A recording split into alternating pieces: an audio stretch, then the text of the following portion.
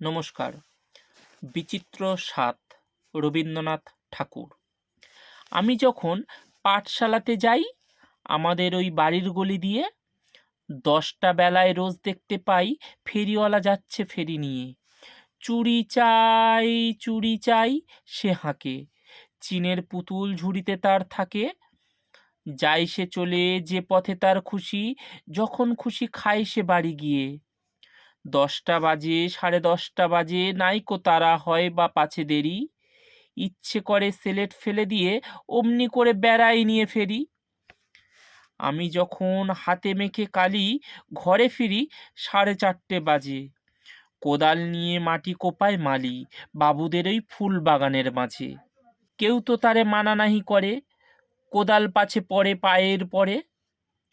গায়ে মাথায় লাগছে কত ধুলো, কেউ তো এসে বকে না তার কাজে। মা তারে তো পরায় না সাব জামা, ধুয়ে দিতে চায় না ধুলো বালি। ইচ্ছে করে আমি হতেম যদি বাবুদের এই ফুল বাগানের মালি। একটু বেশি রাত না হতে হতে মা আমার ঘুম পাড়াতে চায়। জানলা দিয়ে দেখিচ্ছে পথে পাগড়ি পরে পাহারাওয়ালা যায়। আধার গলি, লোক বেশি না চলে, গ্যাসের আলো মিটমিটিয়ে জ্বলে। লণ্ঠনটি ঝুলিয়ে নিয়ে হাতে দাঁড়িয়ে থাকে বাড়ির দরজায়।